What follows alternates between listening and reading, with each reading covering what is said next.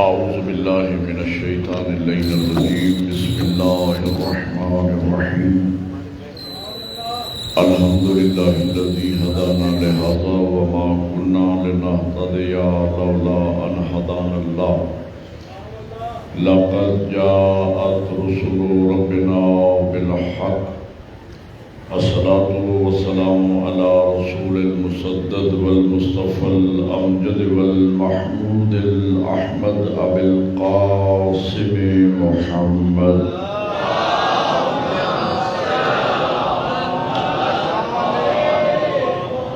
وآله الطيبين الطاهرين المعصومين أما بعد فقد قال الله تبارك وتعالى في كتابه الأعلى بسم اللہ الرحمن الرحیم انا علینا للہدی و انا لنا للآخرۃ والأولی بلند الصلوات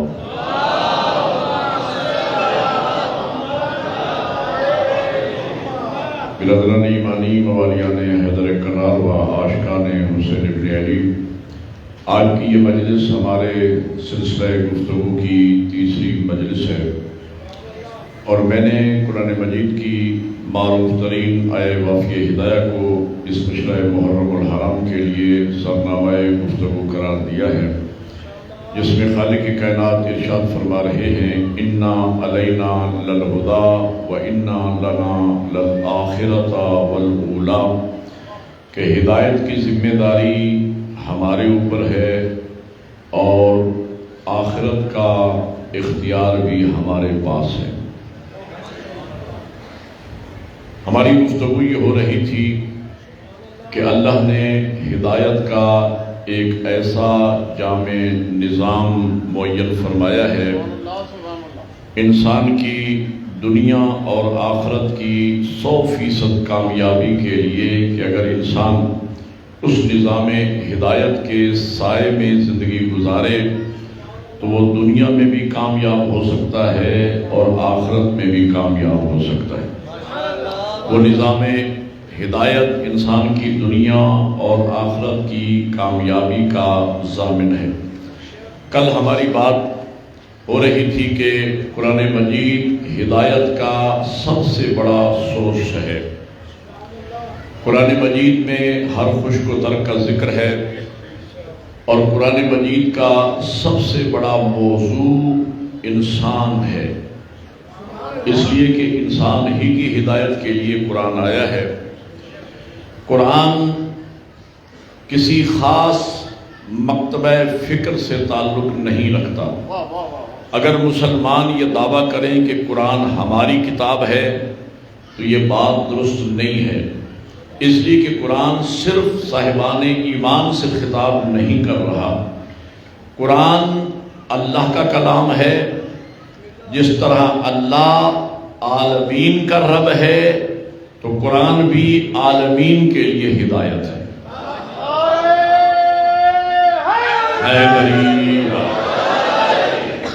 اور چونکہ اللہ رب العالمین ہے، وہ رب المومنین نہیں، وہ رب المسلمین نہیں، وہ رب العالمین ہے، وہ رب الناس ہے۔ آپ پڑھتے ہیں سورہ کافرون میں قل اعوذ برب الناس، میرے حبیب فرما دیجئے کہ میں پناہ مانگتا ہوں لوگوں کے رب سے۔ اب ناس میں تمام انسان آتے ہیں، چاہے مسلمان ہوں، چاہے کافر ہوں، چاہے مشرک ہوں، جو بھی انسان ہے ان کا رب اللہ ہے۔ مشرکوں کو پالنے والا بھی وہی ہے، کافروں کو پالنے والا بھی وہی ہے، اہل کتاب کو پالنے والا بھی وہی ہے، اور جو اس کی طرف سے شے آتی ہے وہ پورے عالمین کے لیے رحمت بن کے آتی ہے، وہ کسی خاص طبقے کی پراپرٹی نہیں ہوتی۔ قرآن اللہ کا کلام ہے، اسی لیے قرآن کا موضوع چونکہ انسان ہے، لہذا کبھی تو قرآن مجید لوگوں سے مخاطب کرتا ہے یا ایھا الناس، اے لوگو۔ کبھی قرآن کافروں سے بات کرتا ہے، یا ایھا الذین قل اعوذ برب الناس مالک الناس الہ الناس، کبھی یا ایھا الکافرون کہہ کے یا ایھا الکافرون لا اعبد ما تعبدون ولا انتم عابدون ما اعبد، کافروں سے خطاب کر رہا ہے۔ کبھی اہل کتاب سے، یا اہل الکتاب، اے اہل کتاب۔ اہل کتاب میں یہود بھی شامل ہیں، اہل کتاب میں عیسائی بھی شامل ہیں، نصرانی بھی شامل ہیں۔ تو قرآن کا موضوع انسان ہے۔ قرآن اللہ کی بندے سے گفتگو کا نام ہے۔ میں نے عرض کیا، مولا امیر المومنین کا فرمان، مولا فرماتے ہیں کہ جب کبھی علی کا دل چاہتا ہے کہ علی اللہ سے باتیں کرے تو علی نماز پڑھتا ہے، اور جب کبھی علی کا دل چاہتا ہے کہ میرا مالک مجھ سے ہم کلام ہو جائے تو علی تلاوت قرآن کرتا ہے۔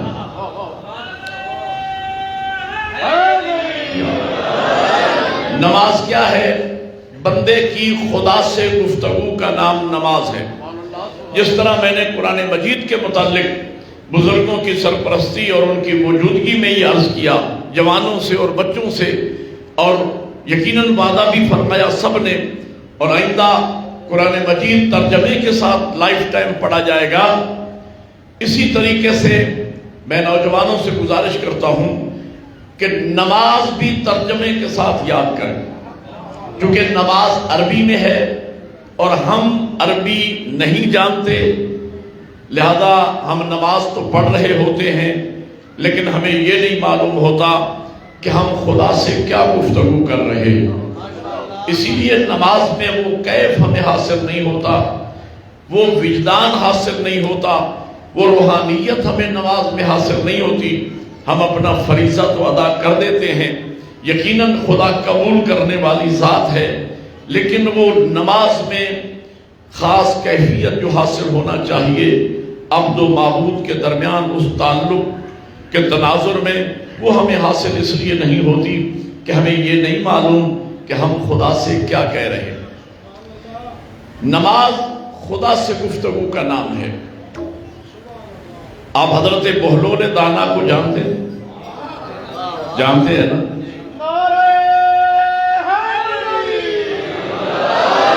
حضرت بہلول دانا، دانائے آل محمد، عالم آل محمد، فقیہ اہل بیت، بڑی مہربانی، اللہ جزائے خیر فرمائے۔ بازار کے ایک چوک میں بیٹھے ہیں اور ہاتھ ہلا ہلا کے باتیں کیے جا رہے ہیں، لوگ تماشائی اکٹھے ہو گئے۔ ان تماشائیوں میں ایک عارف شخص بھی تھا جو جانتا تھا یہ دیوانہ نہیں، یہ دانا آل محمد ہے۔ وہ آگے بڑھا اور اس نے کہا، حضرت آپ کس سے گفتگو فرما رہے ہیں؟ حضرت بہلول فرماتے ہیں کہ میں اپنے خالق و مالک سے محو گفتگو، خدا سے گفتگو کر رہا ہوں۔ اس عارف شخص نے پوچھا، حضرت موضوع گفتگو کیا ہے؟ کس موضوع پہ خدا سے باتیں ہو رہی ہیں؟ کہا موضوع گفتگو یہ ہے کہ کوشش کر رہا ہوں کہ اللہ اور بندوں کے درمیان صلح ہو جائے۔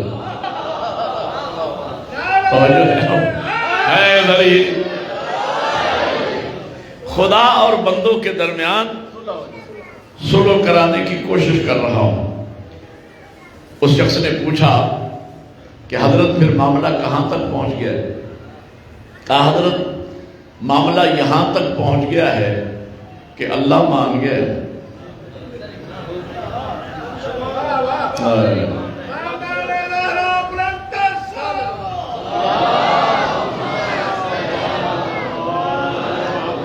خدا مان گیا ہے اس لیے کہ وہ سری الرضا ہے، جلدی مان جانے والی ذات۔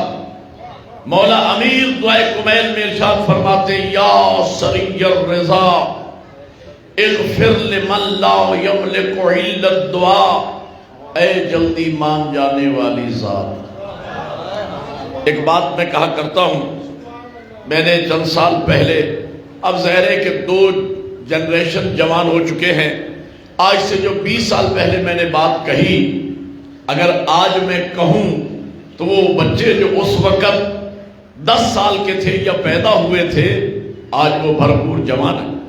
ان جوانوں کے لیے نئی بات ہے۔ میں نے کہا تھا کہ اگر خدا کو سمجھنا ہو تو رحمت خدا سے مایوس کرنے والے درندہ صفت ظالم ملاؤں کے بیانات کے ذریعے خدا کو نہ سمجھنا۔ بولو یار اگر میری بات سمجھ آ رہی۔ خدا کو سمجھنا ہو تو ماں کے ذریعے سمجھنا کہ خدا کیا ہے۔ ماں والے بیٹھے ہو یار، جن کی مائیں جا چکی، اللہ ان کے درجات بلند فرمائے۔ جن کی مائیں زندہ ہے، بچوں نوجوانوں جن کی مائیں زندہ ہیں، خوش نصیب ہو، ایک الہی نمائندہ تمہارے گھر میں موجود ہے۔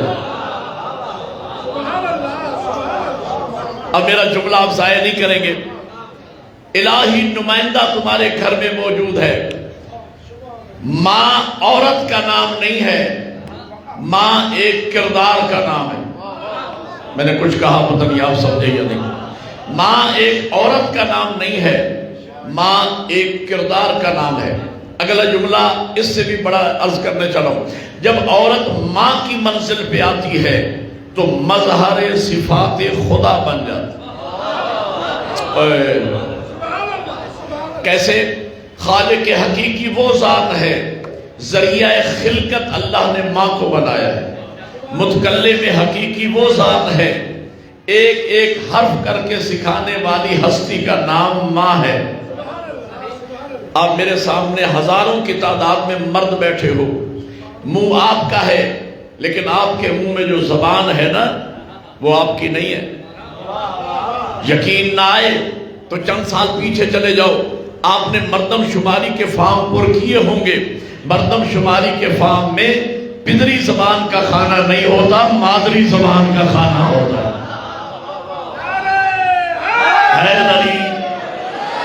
منہ آپ کا ہے لیکن آپ کے منہ میں جو زبان ہے وہ آپ کی ماں والی ہے۔ متکلم وہ ہے، ایک ایک حرف کر کے سکھانے والی ہستی کا نام ماں ہے۔ رازق حقیقی وہ ذات ہے، دعائے مشلول میں مولا امیر فرماتے ہیں، یا رازق طفل الصغیر، اے چھوٹے بچے کو رزق دینے والی ذات۔ چھوٹے بچے کا بھی رازق وہ ہے، ذریعہ رزق ماں ہے۔ رحیم و کریم وہ ذات ہے، ذریعہ رحم و کرم اللہ نے ماں کو بنا کے بھیجا۔ میں جو بات کہنے چلا ہوں، میں نے ہزاروں مرتبہ یہ بات کہی، ہزاروں مرتبہ میں نے اس بات سے روحانی لطف حاصل کیا، روحانی سکون حاصل کیا۔ آپ کی خدمت میں پیش کرتا ہوں، یقیناً آپ بھی محظوظ ہوں گے۔ دیکھیں، رحیم و کریم اصلاً وہ ذات ہے، ذریعہ رحم و کرم اللہ نے ماں کو بنا کے بھیجا ہے۔ اور اس شرط کو بھی جانے دیجئے کہ ماں انسان کی ہو یا ماں حیوان کی ہو، یا ماں کسی پرندے کی ہو، یا ماں کسی چرند کی ہو، یا ماں کسی درندے کی ہو، ماں اللہ کی طرف سے نمائندہ ہے۔ اس کو پھیلا دیجئے، ماں انسان کی ہو، ماں حیوان کی ہو، ماں کسی چرند کی ہو، ماں کسی پرند کی ہو، حتیٰ کہ درندے کی ماں کیوں نہ ہو، ماں اللہ کی طرف سے مخلوق کے لیے مہر و محبت کا نمائندہ ہے۔ دلیل یہ ہے، یہ جو ماں بچے سے پیار کرتی ہے، پھر کہہ رہا ہوں، انسان کی ہو، حیوان کی ہو، پرند کی ہو، چرند کی ہو، درندے کی ہو، یہ جو ماں بچے سے پیار کرتی ہے، یہ ماں کا پیار نہیں ہے، یہ خدا ہے جو ماں کے وسیلے سے مخلوق سے پیار کرتا ہے۔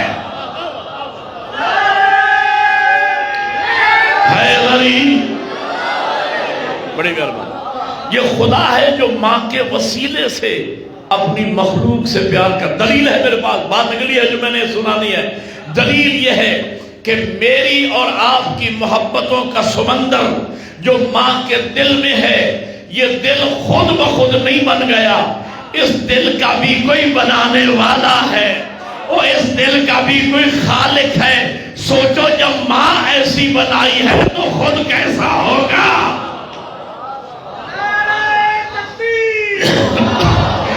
مل کے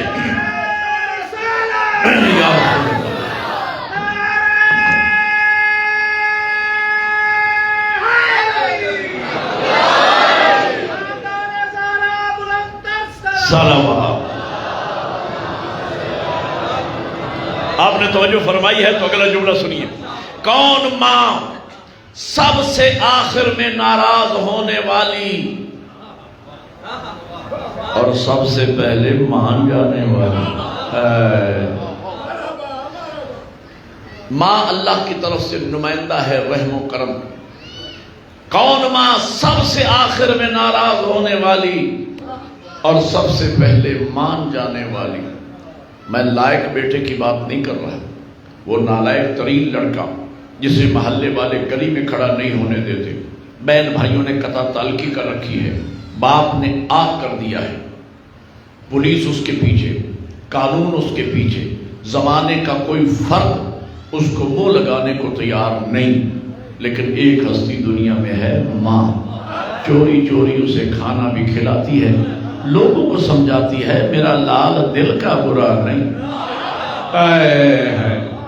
پتہ نہیں کس کی نظر لگ گئی، کسی کی صحبت میں چلا گیا، میرا بچہ پہلے تو ایسا نہیں تھا، ہزار تعویلیں پیش کرتی ہے. اور میں ایک بات سوچتا ہوں، اگر ماں کی زندگی میں بھی ایک لمحہ ایسا آ جائے اور ماں کو بھی کہنا پڑ جائے چل نکل یہاں سے، اور وہ گھر سے نکلے اور اگلے ہی لمحے یو ٹرن لے کے واپس آ جائے، سچے جھوٹے دو آنسو ماں کے سامنے بہا دے، محلے والوں کو سال لگ جائیں گے، بہن بھائیوں کو مہینے لگ جائیں گے، باپ کو مانتے مانتے ہفتے لگ جائیں گے، لیکن اگلے ہی لمحے سینے سے لگا کے معاف کرنے والی ہستی کا نام ماں ہے. اسی لیے مخبر صادق پیغمبر ارشاد فرماتے ہیں، لوگوں اگر ایسی 70 ماؤں کا پیار جمع کیا جائے تو ایک خالق کا پیار بن جائے. شاباش حیدری. یہ 2 سال پہلے کی بات ہے، خانوال میں ایک مجلس پڑھ رہا تھا، ایصال ثواب کی مجلس تھی. ایک ڈاکٹر سرجن تھے، ان کی والدہ فوت ہوئی تو انہوں نے مجھے بلایا ایصال ثواب کی مجلس کے لیے، اور میں ماں کے عنوان پر میں نے 1 گھنٹہ گفتگو کی. ماں کے عنوان پر ٹھیک 45 منٹ کے بعد ایک صاحب کھڑے ہو گئے، اتنی لمبی داڑھی، سر پہ ٹوپی پہنی ہوئی، آدھی داڑھی سفید آدھی سیاہ، کھڑے ہو گئے مجمع کے درمیان میں اور مجمع کو چیرتے ہوئے آگے آئے.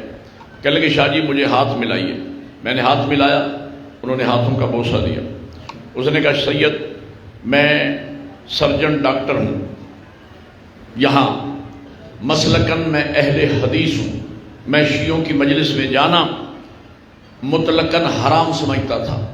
یہ میرے کلیگ ہیں، ساتھی ہیں، سرجن ڈاکٹر ہیں، یہ میری ماں کی وفات پر تعزیت کے لیے آئے تھے، لہذا مجھے بادل نخواستہ آنا پڑا زہر کا گھونٹ بھر کے. بڑا پریشان تھا کہ پہلی مرتبہ زندگی میں یہ قسم توڑ رہا ہوں شیعوں کی مجلس میں جا رہا ہوں، چونکہ حرام سمجھتا تھا. مجھے 1.25 گھنٹہ ہو گیا ماں پر آپ کی گفتگو سنتے. میں نے 1.25 گھنٹے کے بعد یہ طے کیا ہے کہ میں نے اپنی 60 سالہ زندگی برباد کر دی. میں یہ سمجھتا تھا کہ جو توحید ہمارے پاس ہے شیعوں کو تو شاید پتہ ہی نہیں ہوگا، لیکن اس 1.25 گھنٹے کی گفتگو کے بعد مجھے پتہ چلا ہے کہ جو توحید اہل بیت کے مکتب کے پاس ہے ہمارے علماء کو اس کی ابجد کا بھی پتہ نہیں. اور اس نے ایک اگلی بات کہی، کہنے لگے نقوی صاحب آپ مجلس پڑھ لیں، پھر آج ایک کام کریں، یا میرے ہو جائیں یا مجھے اپنا بنا لیں. حیدری سب سے آخر میں ناراض ہونے والی اور سب سے پہلے مان جانے والی، یہ خدا کی خدائی صفت ہے، یہ خدا کی صفت کا مظہر ہے اس دنیا میں ماں. نبی فرماتے ہیں 70 ماؤں کا پیار جمع کیا جائے ایک خالق کا پیار بنتا ہے، وہ سریع الرضا ہے، جلدی مان جانے والی ذات. حضرت بہلول دانا فرماتے ہیں، اس نے پوچھا کہ حضرت خدا سے جو موضوع یاد ہے یا بھول گئے؟ خدا سے جو آپ باتیں کر رہے ہیں تو معاملہ کہاں تک پہنچا ہے؟ جو سلو کرا رہے ہیں بندوں کے درمیان، خدا اور بندوں کے درمیان سلو کی آپ کوشش کر رہے ہیں، تو معاملہ کہاں تک پہنچا ہے؟ کیا معاملہ یہاں تک آ گیا ہے کہ اللہ مان گیا ہے؟ وہ سریع الرضا ہے، جلدی مان۔ کتنا جلدی مان جاتا ہے؟ بات آ گئی ہے تو سنیے۔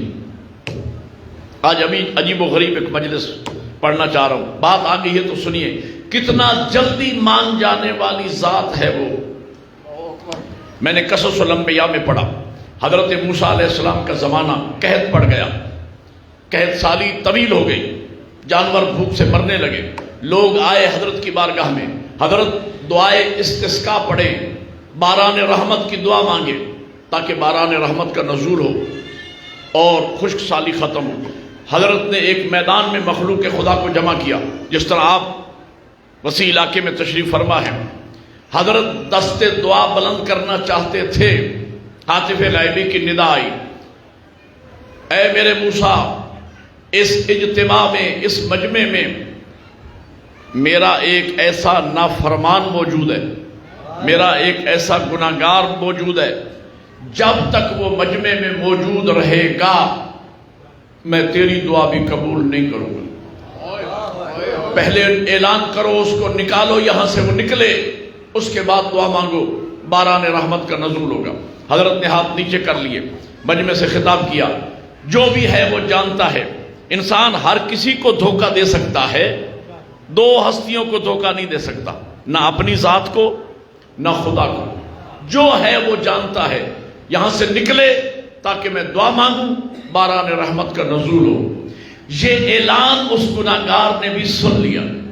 میں نے بتانا ہے کہ خدا کتنا جلدی مان جانے والی ذات ہے۔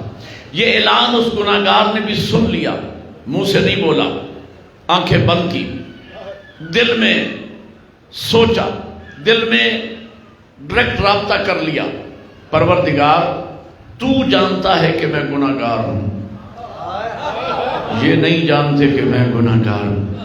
میرا اللہ، میں یہاں سے نکلوں گا تو برباد ہو جاؤں گا، میں چلنے کے قابل نہیں رہوں گا، زندہ رہنے کے قابل نہیں رہوں گا۔ میرا اللہ، میں سچے دل سے تیری بارگاہ میں توبہ مانگتا ہوں۔ یہ میں نے مفہوم ادا کیا ہے جو اس نے سوچا، اس نے کہا نہیں، رابطہ کیا، مالک گناہگار ہوں، معافی چاہتا ہوں، معاف کر دے میرا اللہ۔ بس لفظ معافی سوچا، ٹھنڈی ہوائیں چلنے لگی، ابر رحمت آ گیا، ابر رحمت برسنے لگا، پیاسے سیراب ہونے لگے، جل تھل ہو گیا۔ حضرت موسیٰ نے بارگاہ توحید میں عرض کیا، پروردگار وہ گناہگار تو نکلا نہیں، میں نے دعا مانگی نہیں، باران رحمت کیسے ہوئی؟ کہ موسیٰ اسی کی وجہ سے ہوئی ہے، وہ میرا ہو گیا ہے، میں اس کا ہوں۔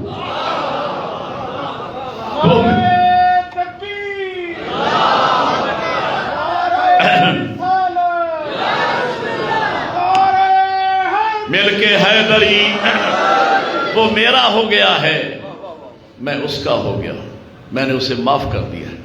یہ باران رحمت اسی کی وجہ سے ہوئی۔ وہ سریع، اور اگلی بات سمجھیے گا، حضرت موسیٰ کرتے پروردگار میں جو تیرا موسیٰ، میں تیرا کلیم، مجھے تو بتا وہ بندہ ہے کون؟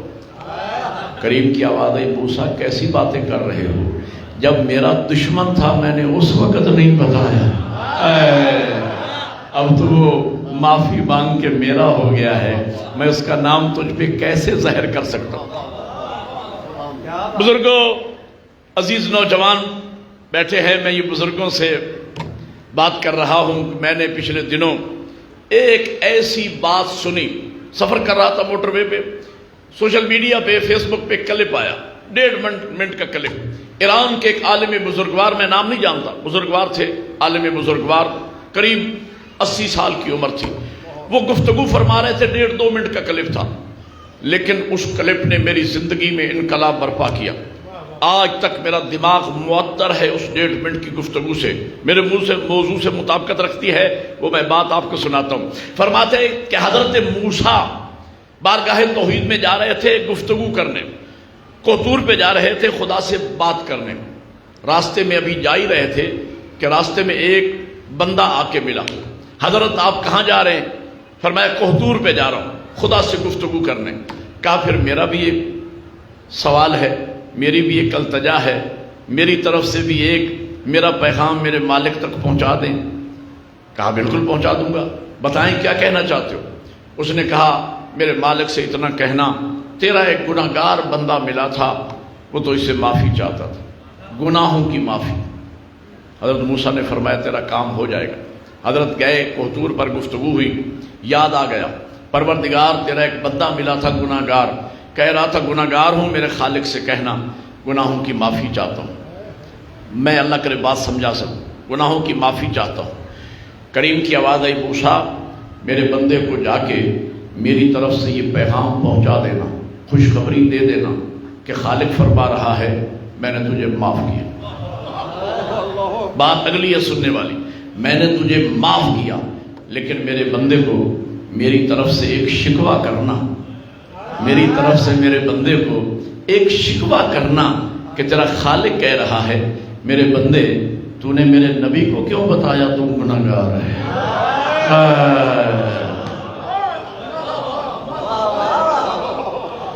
تو نے میرے نبی کو کیوں بتایا کہ تو گناہگار ہے؟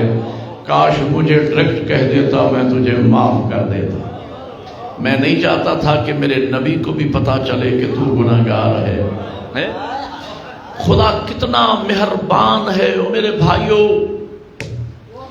آپ کے اور میرے چوتھے امام علی زین العابدین علیہ السلام،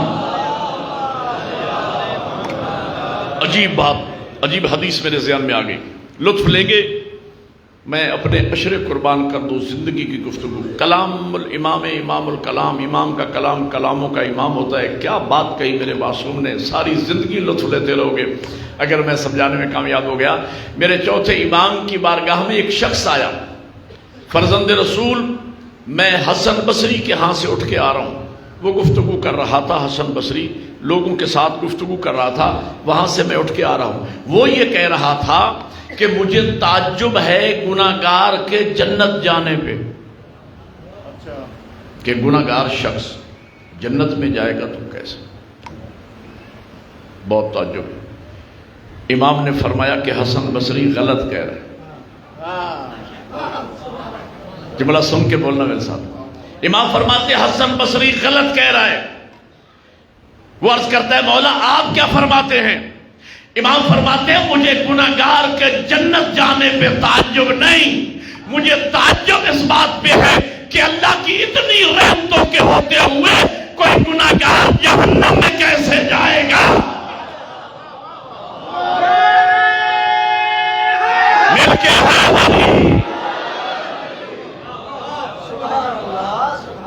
وہ کتنا مہربان۔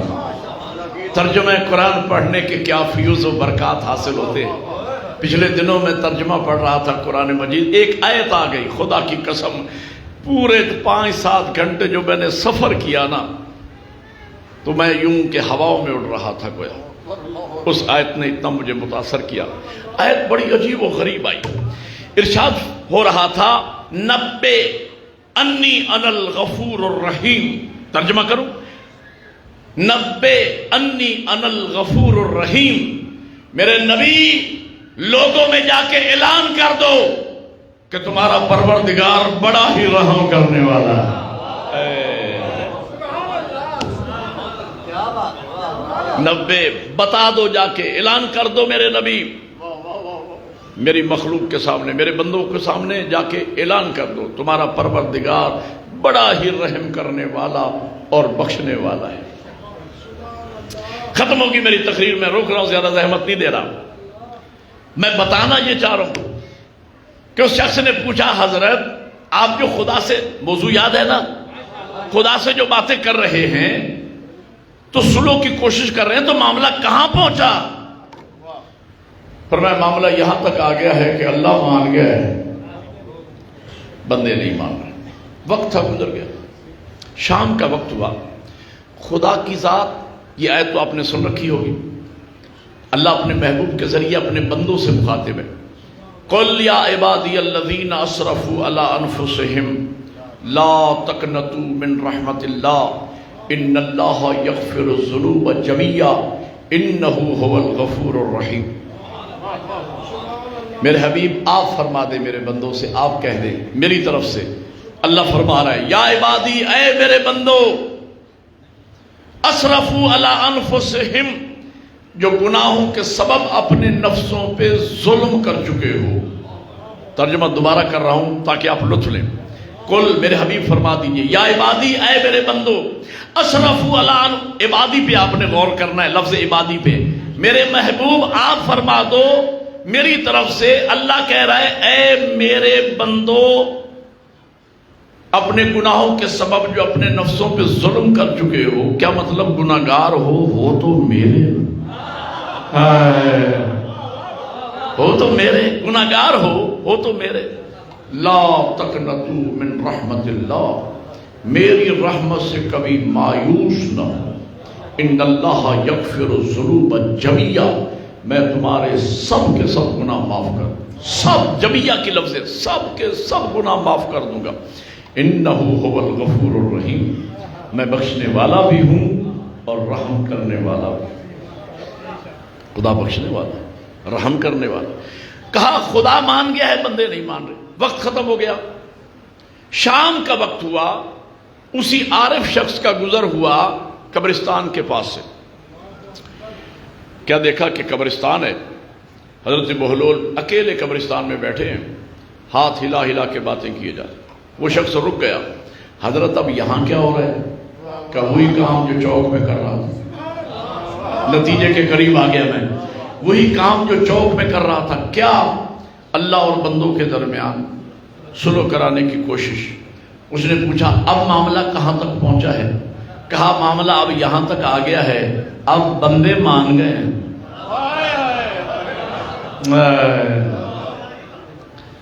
اب خدا نہیں مان۔ مجھے بتاؤ میرے بزرگوں، میں آپ کی سرپرستی اور موجودگی میں اپنی ملت کے بچوں اور جوانوں کو اس سے بڑی کیا مجلس سناؤں، اس سے بڑا کیا درس دوں؟ یہ فیوز و برکات ہیں زہرا کے لال کی، یہ عزاداری کی فیوز و برکات ہیں۔ کتنی بڑی نعمت عظمیٰ کی طرف متوجہ کر رہا ہوں اپنے آپ کو، آپ سب کو۔ آج وقت ہے خدا کو منانے کا، آج، کل نہیں، آج، کل کا کوئی پتہ نہیں کسی کو۔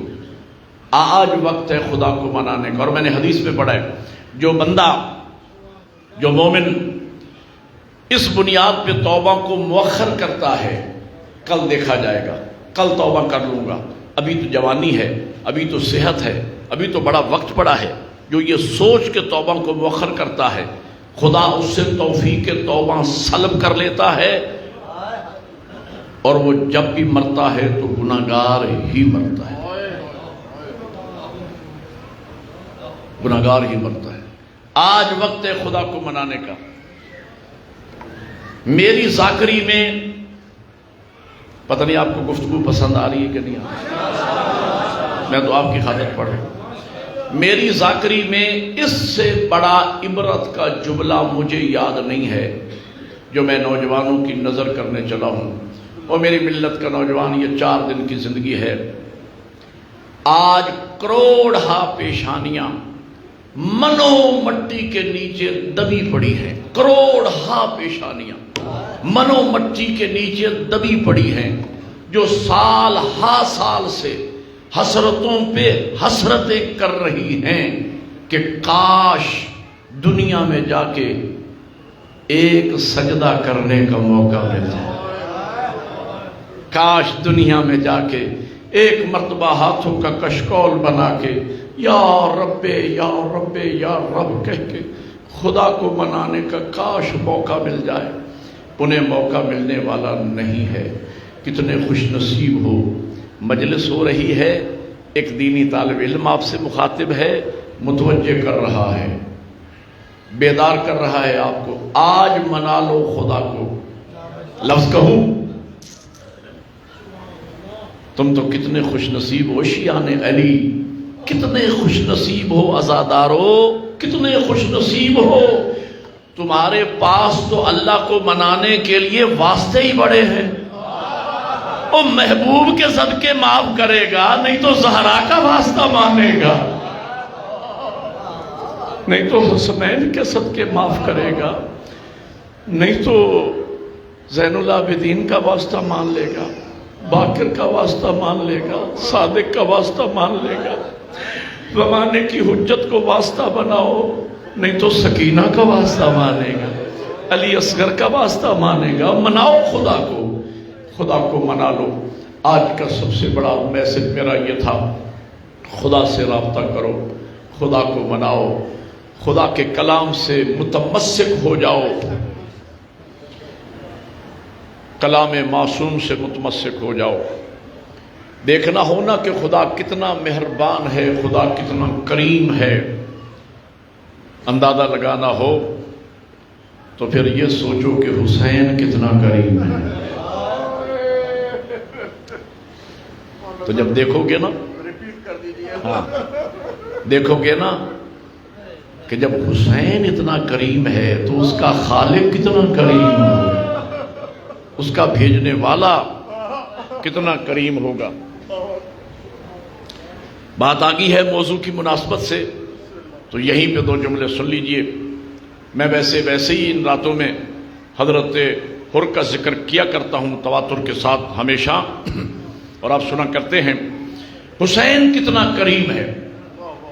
28 رجب کو سادات نے مدینہ چھوڑا، دوران سفر ایک منزل آتی ہے جسے منزل ذی حشم کہتے ہیں، وہاں میٹھے پانی کا چشمہ تھا، سب نے پانی پیا۔ جب قافلہ چلنے لگا، امام نے فرمایا قافلے میں جس کے پاس جو بھی برتن ہے پانی سے بھر۔ اولی الامر کا حکم تھا، پانی بھر لیا گیا۔ کسی نے کہا بھی صحیح، فرزند رسول پانی ضرورت سے بہت زیادہ ہو گیا۔ امام فرماتے نہیں، میرا حکم ہے۔ پانی بھر لیا گیا، قافلہ چلا، منزل شراب پہ قافلہ پہنچا۔ کسی نے کہا حضرت ہمیں کوفہ کی جانب سے کوئی لشکر آتا دکھائی دے رہا ہے۔ امام فرماتے یہاں انتظار کرو، دیکھو یہ کون لوگ ہیں، کہاں سے آ رہے ہیں، کہاں جانا چاہتے ہیں، ان کے ارادے کیا ہیں۔ علامہ نجم حسن قرآنوی نے 14 ستارے کتاب میں لکھا، 2 روایتیں ہیں، ایک روایت کے مطابق 1000، ایک روایت کے مطابق 3000 کا لشکر لے کر حر نے آ کے بطول کے بیٹے کا محاصرہ کیا، اور گھوڑے پہ سوار تھا، امام بھی گھوڑے پہ سوار ہوئے، آمنا سامنا ہوا۔ دعا سلام کے بعد امام فرماتے حر تو کہاں سے آ رہا ہے، کہاں جانا چاہتا ہے، تیرے ارادے کیا ہیں؟ حر جواب میں کہتے ہیں فرزند رسول میں ایک فوجی آدمی ہوں، مجھے ابن زیاد کی طرف سے حکم ملا ہے کہ میں آپ کو گرفتار کر کے دربار میں پیش کروں۔ جو لفظ سن کے رونے کے عادی ہونا، رشتہ ہے بطول کے بیٹے کے ساتھ سب کا، اس رشتے کی بنیاد پہ میں آپ کو لفظ سنانا چاہ رہا ہوں، آنکھوں میں آنسو یقیناً آ جائیں گے۔ میں ایک فوجی آدمی ہوں، میں چاہتا ہوں، حکم ملا ہے کہ میں آپ کو گرفتار کر کے دربار میں پیش کروں۔ امام فرماتے حر میری طرف دیکھ، میں کائنات کے غلاموں کو آزاد کرانے والے خاندان کا چشم چلا۔ شاباش، یہ ہے رشتہ اولاد بطول کے ساتھ۔ آزاد کو تو گرفتار نہیں کر سکتا، لیکن حر یہ ساری باتیں ہوتی رہیں گی، پہلے تو مجھے یہ بتا تیرے چہرے کا رنگ کیوں اترا ہوا ہے، تیرے جانور کیوں ہانپ رہے ہیں، تیرے فوجی کیوں پریشان ہیں۔ اگلا لفظ سمجھ کے رونے والا ہے۔ حر نے سر جھکا کے کہا فرزند رسول 3 گھنٹے ہو گئے، میں بھی پیاسا ہوں، میری فوج بھی پیاسا ہے۔ جس عزادار کی چیخ نکلی ہے نا، وہ سمجھ کے رویا ہے کہ حر نے 3 دن نہیں کہے، 3 گھنٹے۔ عرب کی گرمی، کہا اگر 1 گھنٹہ ہمیں پانی نہ ملا تو شاید ہم میں سے بعض لوگ شدت پیاس کی وجہ سے مر نہ جائیں۔ امام نے فرمایا میرے ساتھیوں، میں نے نہ کہا تھا پانی بھر لو، آؤ میرے اصحاب، حر کے گھوڑوں کو پانی پلاؤ، اکبر قاسم عباس آؤ، حر کے فوجیوں کو پانی پلاؤ۔ میرے مولا نے کاسا ہاتھ میں لیا، حر کو پیش کیا، جنگل میں منگل ہو گیا، حسین کا ابر رحمت برسنے لگا، پیاسے سیراب ہونے لگے۔ جب سب پانی پی چکے، حر اور حر کے ساتھیوں کے سر شکریہ کے طور پہ جھک گئے۔ امام فرماتے نہیں حر، شکریہ کی کوئی بات نہیں، میں اس جنگل میں تمہیں پانی پلا کے یہ ثابت کرنا چاہتا تھا کہ قاتل کو شربت پلانے والے باپ کا بیٹا ہے۔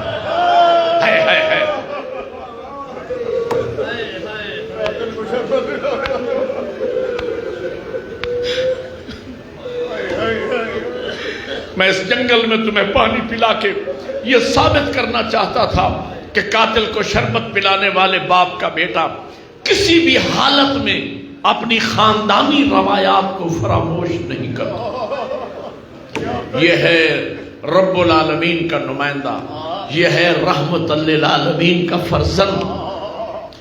پھر گفتگو شروع ہوئی۔ امام فرماتے تم مجھے گرفتار تو نہیں کر سکتا، البتہ میں جہاں جاؤں میرے ساتھ چل سکتا ہے۔ اور یہ کہہ کر امام نے ذوالجناح کو چلنے کا حکم دیا، گھوڑے کو چلنے کا اشارہ کیا۔ ابھی میرے مولا کے ذوالجناح نے ایک سے دوسرا قدم رکھا ہوگا، اور نے آگے بڑھ کے امام کے گھوڑے کی لگام میں ہاتھ ڈالا۔ عزاداروں میں نے پڑھ دیا، آپ نے سن لیا۔ گھوڑے کی لگام میں ہاتھ ڈالنا تھا، بطول زادیوں کے پردے سے رونے کی آواز۔ پہلی مرتبہ بھائی کی غربت کو دیکھا رسول زادیوں نے۔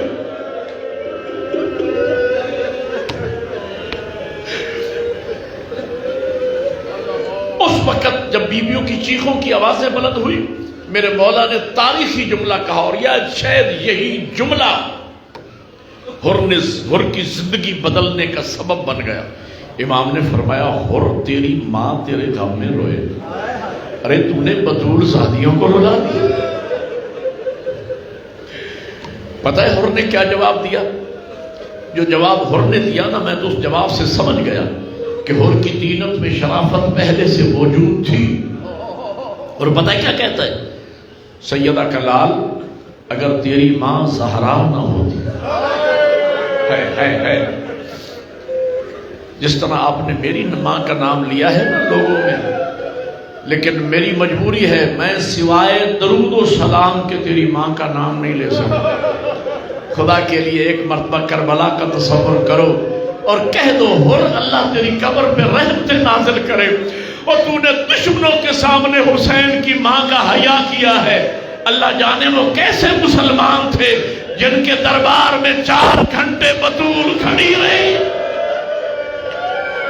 کسی مسلمان کو حیا نہیں آیا۔ زہرا تھک گئی ہوگی، تھوڑی دیر بیٹھ جا۔ یہاں پر مجھے استاد العلماء کے جملے یاد آتے ہیں۔ عالم عالم ہوتا ہے، عالم کی بات عالم کی بات۔ کیا مصائب اور درد سیدزادے نے اپنی دادی کا بیان کیا۔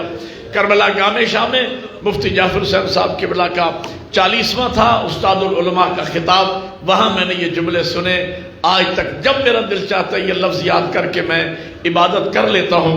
قبلہ فرما رہے تھے کہ مسلمانوں نے رسول زادی کا حیا نہیں کیا۔ درد سننا سیدزادے کا، فرماتے کاش مسند پہ ہوتا رسول، دربار میں آتی بطول، پھر مسلمان کو پتا چلتا کائنات لے کے آتی ہے یا پہلو پہ ہاتھ رکھ۔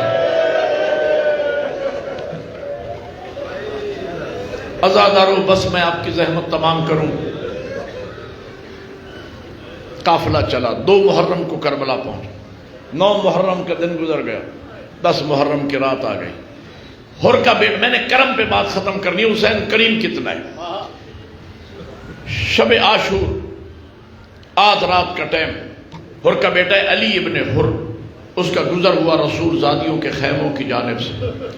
اس نے رک کے سنا، چھوٹے چھوٹے بچوں کی آوازیں آ رہی تھی، العطش، ہائے پیاس، ہائے پیاس۔ سادات کی پیاس اس قدر مجالس میں بیان ہوئی ہے، اس قدر ہوئی ہے، آج جب سادات کی پیاس کا ذکر ہوتا ہے نا، بہت کم عزاداروں کے آنکھوں میں آنسو آتے ہیں، لیکن خدا کی قسم میں نے مقتل کی کتابوں میں پڑھا ہے، عصر عاشور اور شب عاشور شدت پیاس سے سادات کے بچوں کی حالت یہ تھی، جن بچوں کے منہ کھلے تھے بند نہیں ہوتے تھے،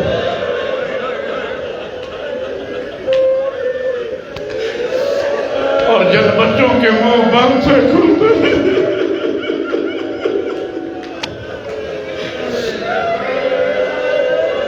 خدا آپ کی چیخیں قبول فرمائے بارگاہ زہرا میں۔ کوئی غم نہ دیکھو سوائے غم حسین کا۔ اس نے آوازیں سنی، دوڑتا ہوا باپ کے خیمے میں گیا، بابا میرے ساتھ چلو۔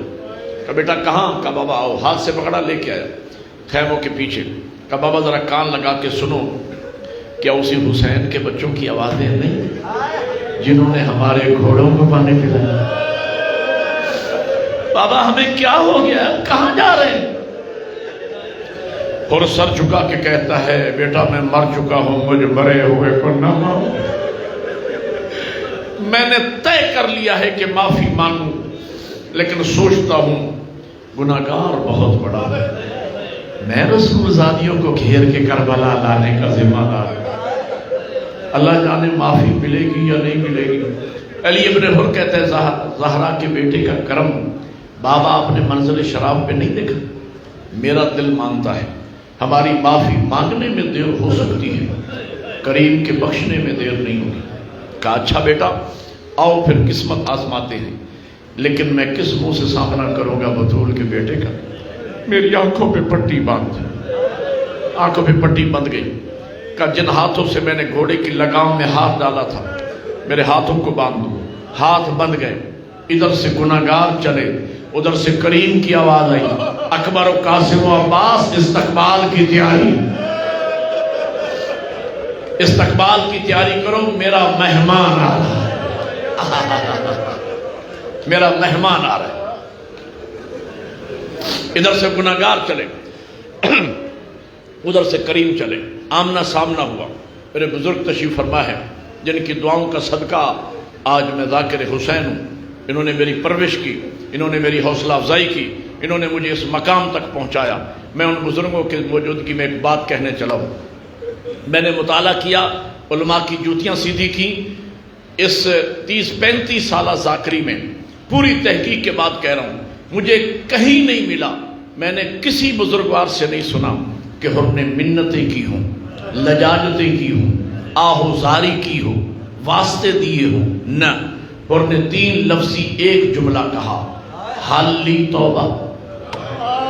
وہ بطول کا بیٹا کیا میرے لیے بھی معافی ہے؟ لفظ معافی آیا، زہرا کے بیٹے نے آگے بڑھ کے سینے سے لگا کے کہا بھائی اور میں نے معاف کیا۔ عباس کی آواز آئی بھائی اور میرا سلام، اکبر نے کہا چچا اور میرا سلام، اونو محمد نے کہا مامو اور ہمارا سلام۔ یہ مبارک بادیوں کی آوازیں جب خیموں میں پہنچی، بی بی فرماتی اماں فضا ذرا میرے بچے اونو محمد کو بلانا۔ شہزادے آئے، بیٹا یہ کیسی مبارک بادیاں ہیں؟ اماں وہ ہر جس نے مامو حسین کا راستہ روکا تھا نا، وہ مامو کی فوج میں شامل ہو گیا ہے۔ اماں مامو نے بھائی کہہ کے معاف کر دیا ہے، وہ حسین ہے، یہ شریکت الحسین ہے۔ علامہ اظہر سمزینی صاحب نے خطیب آل محمد، ان کی مجموعہ ہے تقاریر کا، میں نے وہاں سے پڑھا اور قبلہ سے اپنے کانوں سے بھی سنا۔ جب میں لاہور میں پڑھتا تھا میری ان سے ملاقات ہوئی، ان کی مجالس بھی میں نے چند سنی۔ قبلہ کی جملے ہیں، بی بی فرماتی ہیں میرے لال چلے جاؤ، ایک ہر کے دائیں کھڑے ہو جانا، ایک ہر کے بائیں کھڑے ہو جانا، سر پہ ہاتھ رکھ کے کہنا مامو ہر اماں زینب سلام۔ او ماتمیوں عزاداروں، 1400 سال کے بعد سن کے برداشت نہیں ہو رہا نا، اور اتنا روئے کہ روتے روتے زمین پہ گر پڑے، قدموں پہ ہاتھ رکھ کے کہا زہرا کا لال آپ نے معاف کر دیا، لیکن مولا سکون قلب کے ساتھ میں موت کی طرف اس وقت جاؤں گا جب میں اپنے کانوں سے خود سنوں گا کہ بطول زادی نے مجھے معاف کر دیا، اس لیے کہ جب میں نے گھوڑے کی لگام میں ہاتھ ڈالا تھا تو چیخوں کی آوازیں آج بھی میرے کانوں میں آ رہی۔ کہ اچھا ہر آؤ، ہاتھ سے پکڑا ہر کو، اور خیمے سے باہر، اللہ کرے میں لفظ سمجھا سکتا، اور خیمے سے باہر مولا حسین اندر داخل ہوئے۔ فرمایا بہن زینب بھائی ہر معافی مانگنے آئے، معراج ہے کرم کی خدا کی قسم، سوچ سے بالا تر ہیں یہ باتیں، سمجھ میں آنے والی نہیں ہیں۔ بہن زینب بھائی اور معافی مانگنے آیا ہے۔ پتہ ہے رسول زادی نے کیا کہا؟ پتہ ہے رحمت للعالمین کی بیٹی نے کیا؟ بی بی فرماتی ہے بھائی اور زینب شرمسار ہے، سمجھو گے تو ماتم کرو گے، بھائی اور زینب شرمسار، معراج کرم کی گناہگار معافی مانگ رہا ہے، کریم شرمسار ہو رہا ہے۔ اس لیے کہ جب تو دشمن بن کے آیا تھا ہم نے تمہیں پانی پلایا تھا۔ اوے علی کی بیٹی اتنی غریب ہو گئی، میرے پاس ایک گھونٹ پانی کا نہیں ہے جو میں اپنے مہمان بھائی کو پیش کر سکوں، لیکن اور گھبرانا نہیں، اس مہمان نوازی کے بدلے میں اگر مجھے مہلت مل گئی پہلا بیان تیری لاش پہ کروں۔ جزاک اللہ جزاک اللہ جزاک اللہ۔